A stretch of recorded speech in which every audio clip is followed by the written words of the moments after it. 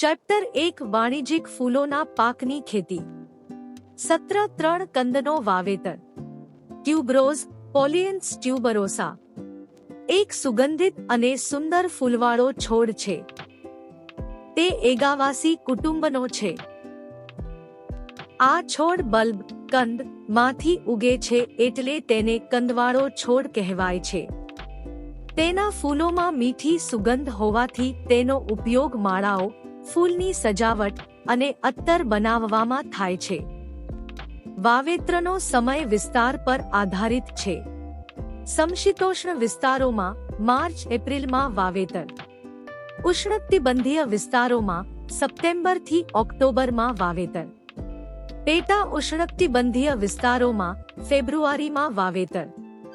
આમ, ટ્યુબરોઝ એક મહત્વપૂર્ણ સુશોભન અને સુગંધિત ફૂલનો છોડ છે, જે અલગ અલગ હવામાનમાં અલગ સમય પર ઉગાડવામાં આવે છે.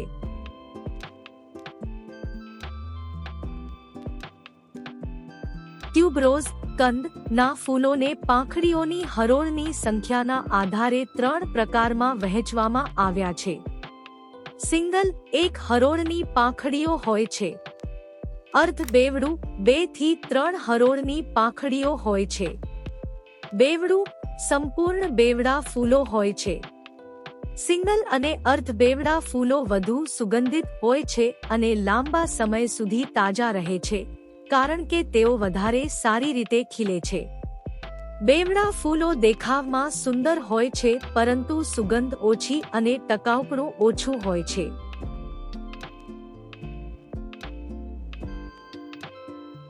જાતો. સિંગલ અને અર્ધ બેવડી જાતો Arka Nirantara, Bidhan, Snigdha, Snigdha Ujjwal, Hyderabad single, Mexican single, Calcutta single, Phule Rajani, પ્રજ્વલ, રજત રેખા, શ્રીંગર, સિક્કિમ સિલેક્શન. બેવડા જાતો મેક્સિકન બેવડું, પર્લ અથવા કલકત્તા બેવડું, સુવાસિની, સ્વર્ણ રેખા, વૈભવ.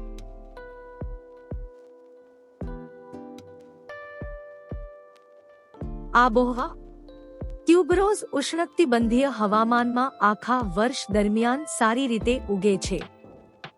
પેટા ઉષ્ણકટિબંધીય વિસ્તારોમાં ફેબ્રુઆરીમાં વાવેતર કરવાથી સારું પરિણામ મળે છે. સમશીતોષ્ણ વિસ્તારોમાં માર્ચ-એપ્રિલમાં વાવેતર યોગ્ય છે. આ છોડને હૂંફાળું અને ભેજવાળું હવામાન વધુ ગમે છે, અને તેને પૂરતો સૂર્યપ્રકાશ જોઈએ. ઉત્તમ તાપમાન 20 ડિગ્રી સેલ્સિયસ થી 30 ડિગ્રી સેલ્સિયસ વચ્ચેનું. 10 ડિગ્રી સેલ્સિયસથી ઓછું તાપમાન અથવા 40 ડિગ્રી સેલ્સિયસથી વધુ તાપમાન ફૂલની લંબાઈ, વજન અને ગુણવત્તા ઘટાડે છે.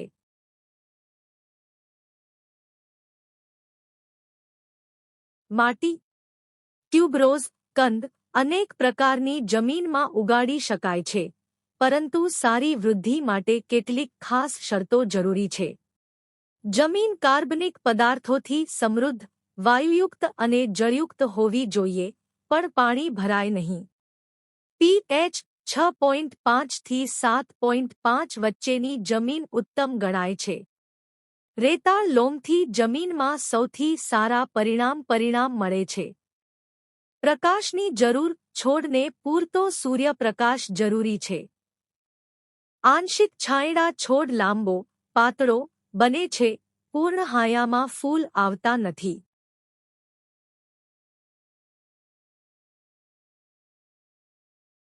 ટ્યુબરોઝના નવા છોડ ઉગાડવાની 2 રીતો છે. બીજ દ્વારા. કેટલીક જ જાતો બીજ આપે છે. બીજથી ઉગાડવાની પ્રક્રિયા ખૂબ ધીમી છે અને મૂળરૂપે નવી જાતો બનાવવાની માટે ઉપયોગ થાય છે. ફૂલથી બીજ તૈયાર થવામાં લગભગ 2 મહિના લાગે છે. સૂકવેલા કાળા બીજને રેતાળ લોમ જમીનમાં વાવવામાં આવે છે. ફૂલ આવવા માટે 3 ઋતુ લાગે છે. બલ્બ્સ અને ટ્યુબર્સ. વ્યવસાયિક રીતે આ મુખ્ય પદ્ધતિ છે.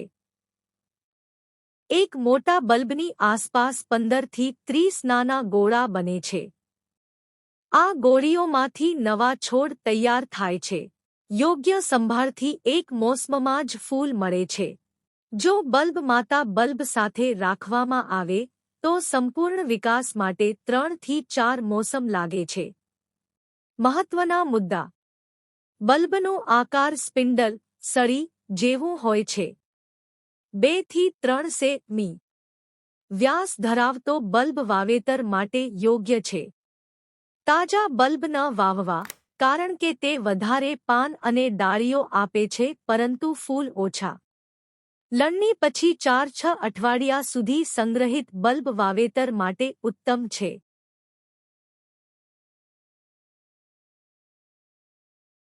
જમીનની તૈયારી. ટ્યુબરોઝની ખેતી માટે જમીનની સારી તૈયારી ખૂબ જરૂરી છે, કારણ કે આ 3 વર્ષ સુધી ચાલતો બારમાસી પાક છે. જમીન તૈયાર કરવાની રીત. જમીન નીંદણથી મુક્ત હોવી જોઈએ. જમીનને 3 વખત ઊંધવું વાવેતર અને દરેક વખતે પાટિયું ખેડવું. સખત કચરો, ડૂબ ઘાસના મૂળ, લાકડા, ઈંટ, પથ્થરના ટુકડા વગેરે સંપૂર્ણ રીતે કાઢી નાખવા. માટીને ઝીણી કરીને સમતળ બનાવવી. પાણી નીકળે તે માટે ચેનલ અને બંડની વ્યવસ્થા કરવી. જમીનને યોગ્ય કદની પથારીઓ બેડ્સ માં વહેંચવી. કારણ કે પાક લાંબા સમય સુધી રહે છે, વરસાદનું પાણી બહાર જાય તે માટે ઢળતી જમીન રાખવી જરૂરી છે.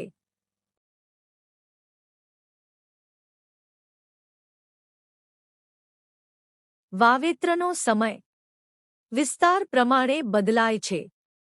દક્ષિણ ભારતમાં જુલાઈ-ઓગસ્ટ, પર્વતીય વિસ્તારોમાં માર્ચથી એપ્રિલ, ગરમ મેદાન વિસ્તારોમાં ફેબ્રુઆરીથી માર્ચ. જમીન તૈયાર સપાટ પથારી પર વાવેતર કરવું, જેથી વરસાદ દરમિયાન પાણી ભરાય નહીં. અંતર. ફૂલો માટે 30-30 સેન્ટીમીટર. બારમાસી પાક માટે 40-40 સેન્ટીમીટર. બલ્બના કદ પ્રમાણે 20-10, 20-15, 20-20 અથવા 20-30 સેન્ટીમીટર. બલ્બની સંખ્યા. 1 હેક્ટર માટે લગભગ 5 લાખ નાના બલ્બ. ફૂલો માટે 60,000 બલ્બ. 1-2 વર્ષના પાક માટે 1 લાખ બલ્બ.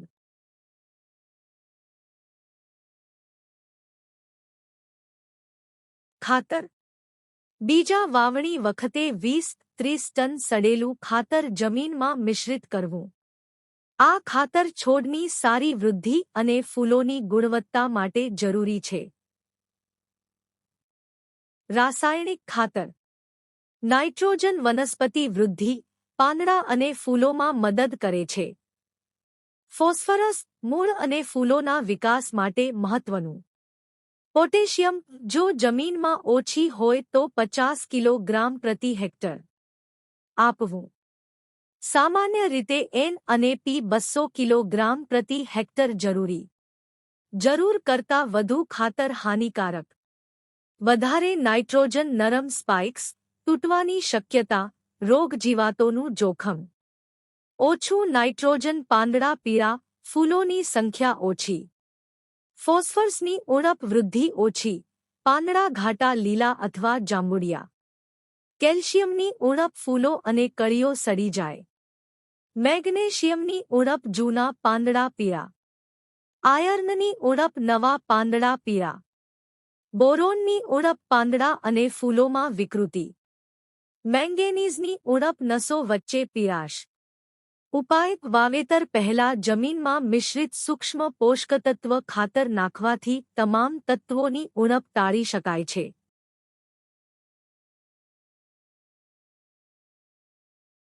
સિંચાઈનું મહત્વ. જમીનની ભેજ છોડની વૃદ્ધિ અને ફૂલોના વિકાસ માટે ખૂબ જરૂરી છે. ભેજ અને સમય. વાવેતર વખતે જમીનમાં પૂરતી ભેજ હોવી જોઈએ. બલ્બ અંકુર્યા પછી પ્રથમ સિંચાઈ આપવી. પછી જમીનના પ્રકાર મુજબ સિંચાઈ કરવી. હળવી જમીન દર 7 દિવસે, અઠવાડિયે. ભારે જમીન દર 10-12 દિવસે. હવામાન પ્રમાણે. ઉનાળામાં સિંચાઈ વધુ વાર કરવી. શિયાળામાં સિંચાઈ ઓછી જરૂર પડે છે. પાક સમાપ્તિ વખતે જ્યારે પાક પૂરો થાય છે ત્યારે પાણી આપવું બંધ કરવું, જેથી બલ્બ આરામ, સુષુપ્ત અવસ્થામાં જઈ શકે અને આગામી મોસમમાં ફરી તંદુરસ્ત રીતે ઉગે. ખાતર પછી દર વખતે ખાતર આપ્યા પછી પાણી આપવું જરૂરી છે.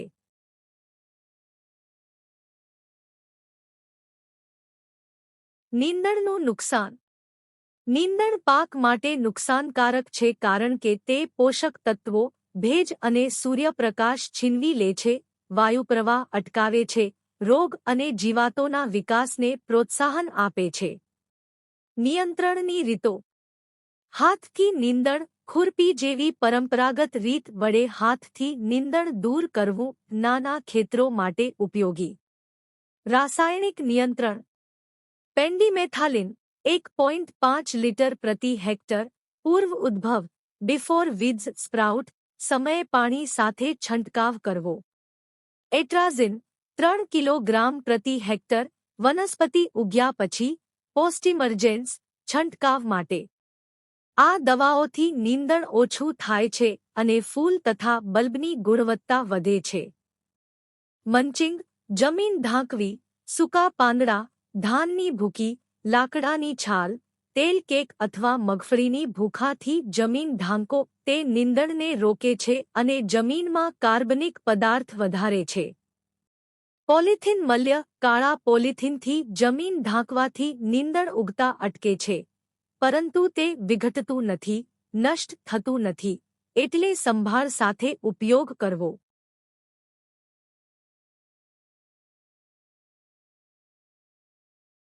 ફૂલ આવવાનો સમય. વાવેતર પછી 3 થી 4 મહિનામાં ફૂલો આવવા લાગે છે. ફૂલોની લણણી કેવી રીતે કરવી? લૂઝ ફૂલો એક પછી એક હાથથી તોડવામાં આવે છે. તેનો ઉપયોગ માળા અને ફૂલના શણગાર માટે થાય છે. સ્પાઇક્સ, પુષ્પગુચ્છો અથવા ફૂલદાની માટે જમીનના પાયેથી કાપવામાં આવે છે. કાપવાનો યોગ્ય સમય જ્યારે પ્રથમ 2 ફૂલો સંપૂર્ણ ખીલી જાય. કાપ્યા પછી તરત જ સ્પાઇક્સને શુદ્ધ પાણીમાં રાખવા જોઈએ. સમય: ફૂલો સવારે કે સાંજે ઠંડા સમયમાં તોડવા. મજૂરી: 5 લોકો લગભગ 2-3 કલાકમાં 60 કિલો ફૂલો લણી શકે છે. ઉપજ: એક વાર વાવેતર કર્યા પછી 3 વર્ષ સુધી લણી શક્ય. છૂટક ફૂલો 12 થી 15 ટન પ્રતિ હેક્ટર. સ્પાઇક્સ 1 લાખ થી 1,25,000 પ્રતિ હેક્ટર.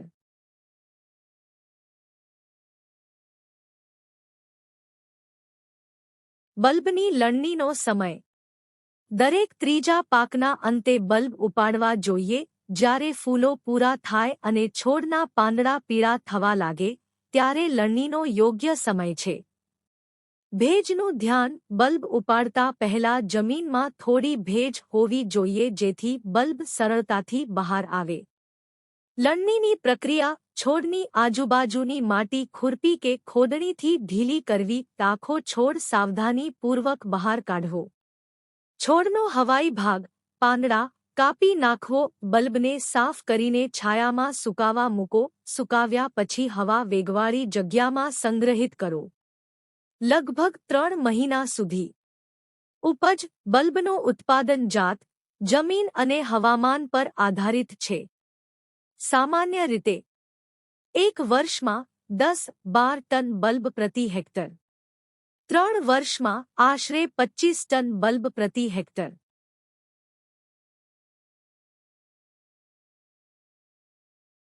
જંતુનું નામ. ખડમાકડી, હાયરોગ્લિફસ સિપ્પીસિસ. નુકસાન: યુવાન પાંદડા અને ઉગતી ફૂલની કળીઓને ખાઈ જાય છે, ખાસ કરીને વરસાદની મોસમમાં વધુ નુકસાન કરે છે. એક નિયમ 3. 0.2% મિથાઇલ પેરાથિયોન અથવા ડાઇમાથોએટ દવાનો છંટકાવ કરવાથી અસરકારક નિયંત્રણ થાય છે.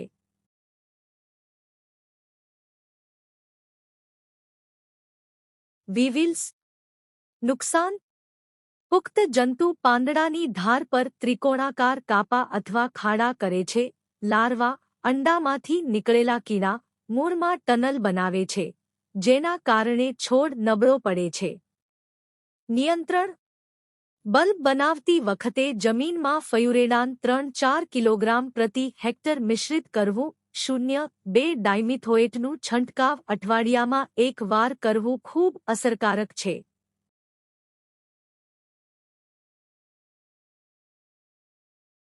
એફિડ આઇફિસ સિપ્પીસિસ મિઝુસ પરસિસે કદમાં ખૂબ નાના અને ઝડપથી વધે છે. પાંદડાના નરમ ભાગો અને ફૂલની કળીઓનું રસ ચૂસે છે.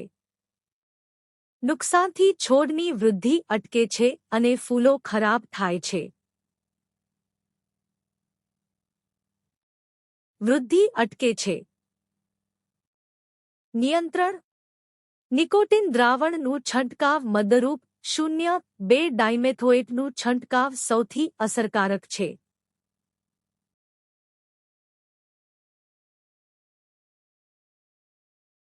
કાળી પાંખવાળું નાનું જંતુ ટેનિયોથ્રાઇપ્સ પાંદડા, કળીઓ અને ફૂલોનું રસ ચૂસે છે, છોડને નબળો બનાવે છે અને નીચી ટોપ રોગ ફેલાવે છે. આ જંતુ ખડમાકડી સાથે નિયંત્રિત થઈ શકે છે. નિયંત્રણ: પર્ણસમૂહ પર છાંટવાથી. 0.2% ડાયમેથોએટ પર્ણસમૂહ પર અસરકારક રીતે નિયંત્રિત થાય છે.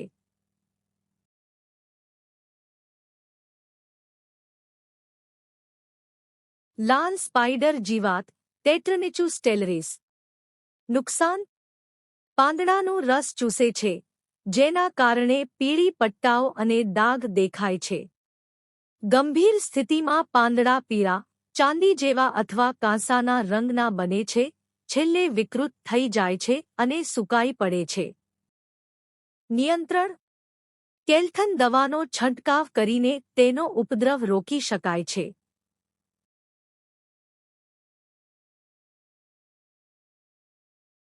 નેમેટોડ્સ ખાસ કરીને અફ્લેન્કોઝ બિસેઈ પર્ણસમૂહને અસર કરે છે. મેલોડોજિન એમ ઇન્કોગ્નિટા, એમ જવનિકા, એમ ટરિનેરિયા, એમ ટેક્રિતા નુકસાન: પાંદડામાં ચીકણા દોરા જેવા લક્ષણો દેખાય છે, છોડ પીળા અને નબળા થઈ જાય છે, મૂળ પર ગાંઠો બને છે, ગંભીર ઉપદ્રવમાં ફૂલોની ઉત્પત્તિ અટકી જાય છે. વાવેતર પહેલા બેડ ફ્યુમિગેશન કરવું. મિથાઇલ બ્રોમાઇડ દવાનો ઉપયોગ અસરકારક છે.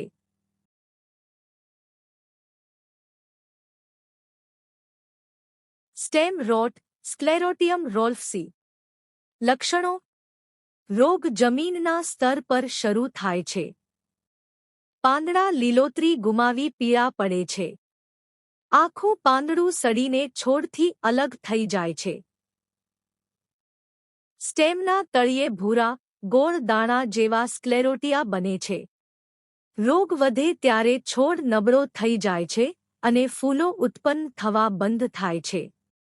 નિયંત્રણ ઉપાય: જમીન અથવા છોડને મર્ક્યુરિક ક્લોરાઇડ 0.1% અથવા ફોર્માલિન પોલિન 0.2% થી સારવાર કરો. 20% બ્રાસિકોલ પાવડર ડસ્ટિંગ ખૂબ અસરકારક છે. ઝીનેબ 0.3% અથવા થીરમ 0.2% નો છંટકાવ 20 દિવસના અંતરે 3 વખત કરો. જમીન સારી રીતે સૂકી રહે તે સુનિશ્ચિત કરો.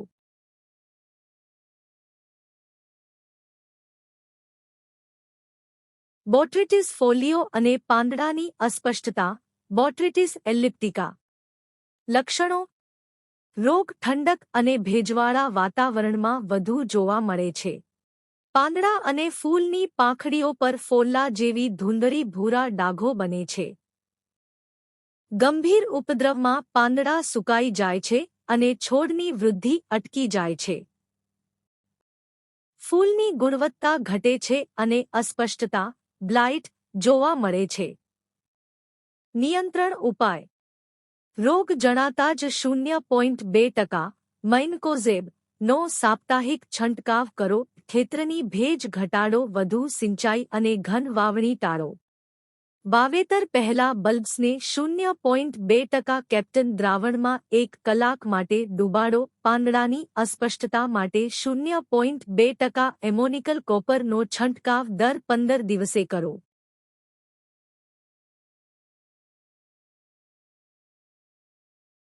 એક ઓલ્ટરનેરિયા પોલિયન્થી.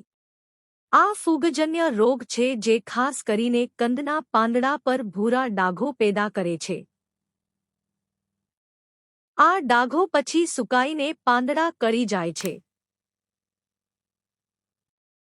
0.2% મેન્કોઝેબનો છંટકાવ દર 10 દિવસે એકવાર કરો.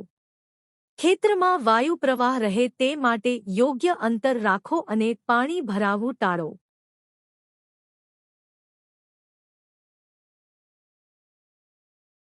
2. કુલ કળી સડવું. અર્વિનિયા કૈરોટોવોરા. આ બેક્ટેરિયલ રોગ છે જે ફૂલની કળીઓ સડાવી દે છે. ફૂલ ખુલ્યા પહેલા જ કળી કાળી થઈ સડી જાય છે. નિયંત્રણ: 0.01% મર્ક્યુરિક ક્લોરાઇડ અથવા સ્ટ્રેપ્ટોસાયક્લિનનો છંટકાવ કરો. ચેપગ્રસ્ત કળીઓ તાત્કાલિક દૂર કરો.